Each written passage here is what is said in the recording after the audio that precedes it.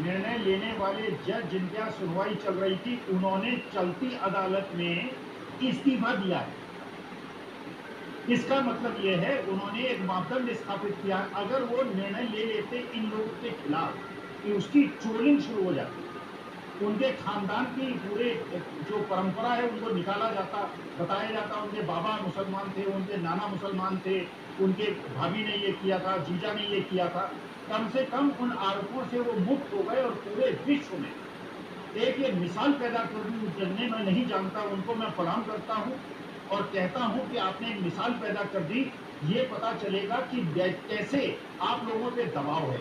और दूसरी बात राजीव जी, आज जो माननीय सुप्रीम कोर्ट ने निर्णय लिया, मैंने तो बहुत सारी मिठाई मंगाई थी, मैंने कहा शायद कोई आए और मैं उसे मिठाई खिला सकूं, लेकिन भक्त तो मेरे यहाँ वैसे ही फटक नहीं रहे, और जो भक्त नहीं है वो इतने खुश है, उनको मिठाई खाने का मौका नहीं है।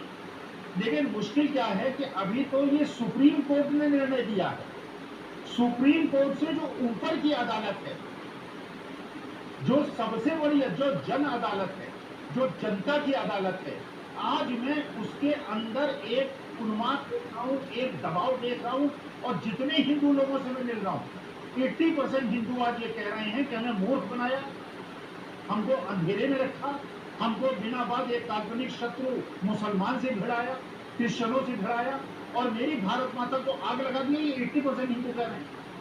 और जो मैं भविष्यवाणी करता हूँ, मैंने तो फेसबुक पे भी डाल दिया, ट्विटर पे भी डाल दिया, आपकी बार 450 पार। तो लोग कहने लगे कौन साहब ओवर एस्टिमेट तो नहीं कर रहे। मैंने कहा ओवर एस्टिमेट नहीं, अंडर एस्टिमेट कर रहा हूँ। लेकिन मुझे लगता है गुजरात के अहमदाबाद और गांधीनगर और सूरत की 2-3 सीट मिल जाए। बाकी तो हिंदुस्तान में मुझे इस समय ये हिंदू विरोधी पार्टी भारतीय जनता पार्टी को और एनडीए जो इंडिया के खिलाफ खड़ी है, मुझे तो 2 सीटें भी मिलती दिखाई नहीं पड़ रही। अब सबसे बड़ा उत्तरदायित्व हमारे और आप पर है। और इंडिया के भारतवर्ष के एक एक जो भारत भाषा को प्यार करता है, जो भारत माता की छाती पर और उसके पीछे पीठ पे छुरा नहीं भोंकने वाला है, जो देश को तोड़ने वाला नहीं है, हिंदू मुसलमान सिख ईसाई में बांटने वाला नहीं है, कुकी और मैती में बांटने वाला नहीं है, ये हमारा नैतिक कर्तव्य है। जो सुप्रीम कोर्ट ने निर्णय लिया है 10 महीने के बाद उसमें हम मोहर लगाएं। और अब मुझे मजा आएगा, आनंद आएगा जब राहुल गांधी पार्लियामेंट में पहले दिन पूछेंगे 20,000 करोड़ मोदी जी किसके हैं।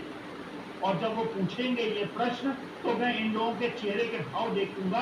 अरे प्रमुख सेवक, मुख्य सेवक महोदय, कब तक लोकसभा में नहीं आओगे, कब तक तुम दरबार में नहीं आओगे। जनता के दरबार में तो तुम्हें आना है, विधानसभा के चुनाव में भी आना है। और जनता और देश के साथ जिसने गद्दारी की है, जिसने देशवासियों को हिंदू विरोधी और देश विरोधी कहा है, इन्हें दंड भुगतने के लिए तैयार रहें। जनता तक ये सिंहासन खाली करो कि जनता आती है। और अब 10 महीने पहले उसकी हार सुनाई पड़ने लगी है। और जितने ये दुष्ट लोग हैं जिन्होंने मेरे धर्म को, मेरे देश को बदनाम किया है, ये सतर्क हो जाए। अब जनता जो है असली अपना कमांड सुनाएगी और सुप्रीम कोर्ट ने जो कहा है उसको आगे बढ़ाएगी और इनको बेदखल करेगी। और उसके बाद ये अडानी जी को बचाएं और किरण भाई पटेल को बचाएं। हम बचने किसी को नहीं देंगे। जिसने भी देश की दुर्दशा की है, हम किसी को छोड़ने नहीं देंगे, जो भी सत्ता में आए। की बात इसलिए केंद्रित कर रहा हूं और इसलिए लिख भी रहा हूं कि क्या ये मोदी की हार की शुरुआत है, क्योंकि राहुल गांधी सदन के अंदर भाषण देते हैं और उसके कुछ दिनों के अंदर 3 हफ्ते के अंदर राहुल गांधी कन्विक्ट हो जाते हैं।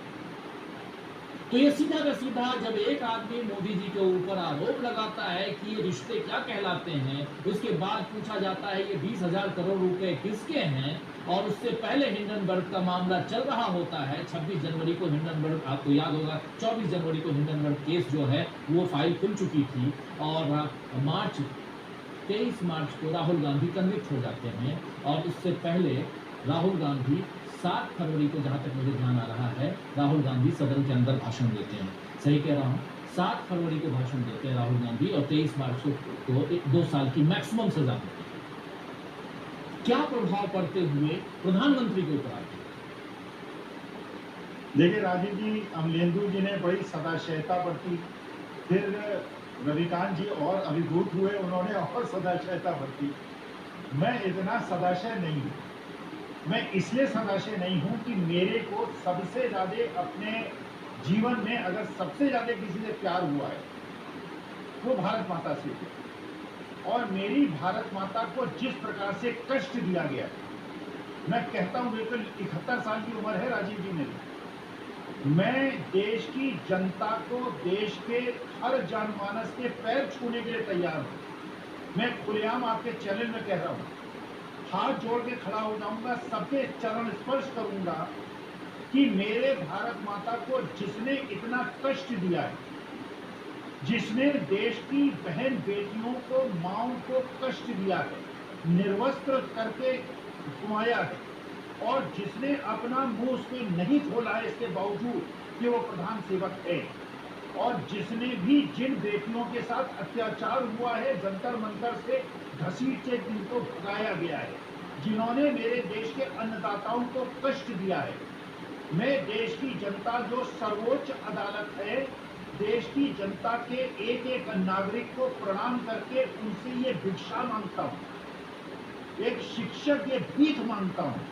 क्योंकि मैं इतना आहत था। आज सुप्रीम कोर्ट ने कम से कम मेरे जलते हुए दिल पे फाहा लगाया है, मलहम लगाया है, लेकिन मैं देश की जनता से ये कहना चाहता हूं, उनसे आवेदन करना चाहता हूं, उनसे प्रार्थना करना चाहता हूं, उनसे पैर छू के ये कहना चाहता हूं, 2024 में अगर आप धर्म की आंधी में, धर्म के जहर में डूबे, मेरी भारत माता जिससे मैंने जितना अपनी माँ से प्यार किया है, जिसने मुझे जन्म दिया है और उसके बाद भारत माता से प्यार किया है, मेरी जन्मदात्री माँ तो चली गई, और ये भारत माता अक्षुण्ण है, ये हमेशा रहेगी। मैं चला जाऊंगा, मेरी ये माँ रहेगी।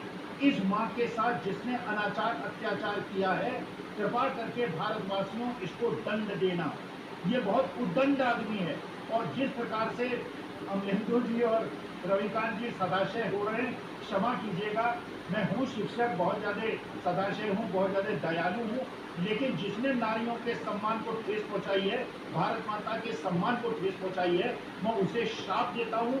और जिसने भी, अगर वो भारत नारियों के साथ अपमान के खिलाफ नहीं खड़ा होगा, मेरे श्राप का भागी होगा। आप कहेंगे के साथ पूरा सनातन धर्म पे चले गए, लेकिन चलिए, जो भी मैंने अपने जीवन में पुण्य कमाया है, मैं कहता हूँ जो भी नारी का सम्मान करेगा उसका नाश।